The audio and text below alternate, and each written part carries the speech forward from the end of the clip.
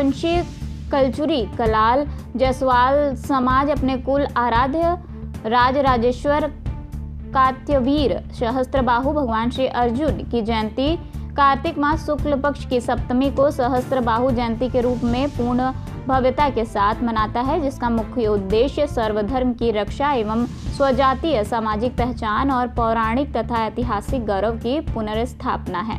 इसी क्रम में 10 नवंबर 2024 दिन रविवार समय दोपहर 12 बजे जायसवाल क्लब के संस्थापक एवं राष्ट्रीय अध्यक्ष मनोज जायसवाल के नेतृत्व में वाराणसी महानगर के ऐतिहासिक भरत मिलाप स्थल नाट्य इमली पर 12 बजे आरंभ हुई। यात्रा की समाप्ति होते होते कारवा में लगभग 2700 से 3000 स्वजातीय शामिल हो गए।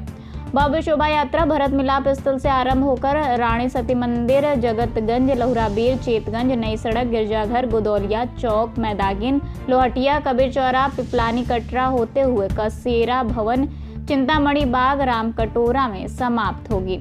यात्रा में 12 हरित ऊर्जा चलित वाहनों पर मनमोहक झांकियां प्रदर्शित की गई।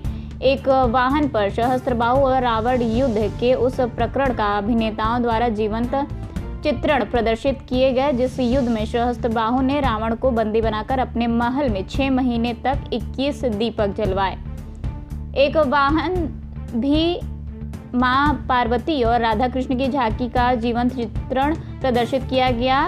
एक अन्य वाहन पर सहस्त्रबाहु का वंदन गान की लय पद 8 बालक और बालिकाओं ने पारंपरिक सामूहिक नृत्य का प्रदर्शन किया।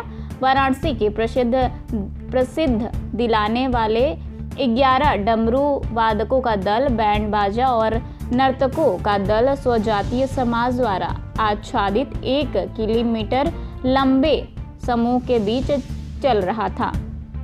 आसपास के 50 नगरों से पहुंचे स्वजातीय समाज के सदस्यों ने 1 किलोमीटर लंबी मानव श्रृंखला बनाकर शोभा यात्रा को और भी ज्यादा भव्य बना दिया।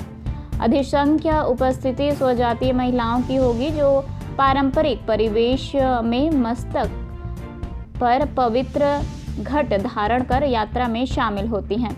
शोभा यात्रा समापन चिंतामणि वाटिका स्थित कसेरा भवन में हुआ। समापन समारोह में जायसवाल क्लब के मुख्य संरक्षक एवं मुख्य अतिथि के रूप में रविंद्र जायसवाल, राज्य मंत्री स्वतंत्र प्रभार उत्तर प्रदेश शासन, ने स्वयं अपनी उपस्थिति दर्ज कराते हुए सहस्त्रबाहु की पूजा अर्चना और आरती संपन्न की। तत्पश्चात कसेरा भवन प्रांगण में सास बहू के मंदिर में स्थित सहस्त्रबाहु की प्रतिमा का भव्य श्रृंगार हुआ और हवन पूजन के साथ चिंतामणि बाग स्थित मंदिर स्वजातीय समाज के कुल आराध्य सहस्त्रबाहु की मूर्ति के समक्ष हवन पूजन करते हुए प्रसाद का वितरण किया गया। यात्रा समापन के बाद सुरुचिपूर्ण सामाजिक भोज का सभी उपस्थित बंधुओं और बहनों ने भरपूर आनंद उठाया। शोभा यात्रा की भव्यता का अंदाजा इसी बात से लगाया जा सकता है कि इसमें वाराणसी के अतिरिक्त आसपास के 50 से ज्यादा नगरों से स्वजातीय समाज के लोग अपनी सहभागिता दर्ज करवा रहे हैं। साथ ही प्रदेश स्तर से अन्य राज्यों विशेषकर तमिलनाडु, तेलंगाना, कर्नाटक और केरल जैसे सुदूर दक्षिण राज्य से भी विशिष्ट स्वजातीय अतिथि उपस्थित रहे। संस्थापक अध्यक्ष मनोज जायसवाल, नंदलाल जायसवाल, अजय जायसवाल, रविंद्र जायसवाल, संजय गुप्ता, राजकुमार गुप्ता, प्रीति जायसवाल एवं हजारों की संख्या में लोग उपस्थित रहे। राष्ट्रीय अध्यक्ष जायसवाल क्लब, क्या कहेंगे, किस तरह की शोभा यात्रा निकाली जा रही है? आज हमारे आराध्य देव राजराजेश्वर भगवान सहस्त्रबाहु जी की एक भव्य शोभा यात्रा काशी के अंदर हम लोग निकाल रहे हैं जायसवाल क्लब की ओर से। क्या उद्देश्य होता है इस तरह का कार्यक्रम करने का? ये हमारे बहुत ही प्रतापी राजा थे, बहुत बड़े, इनके बहुत सारे कार्य ऐसे थे जो अभी तक लोग नहीं जान पाए थे।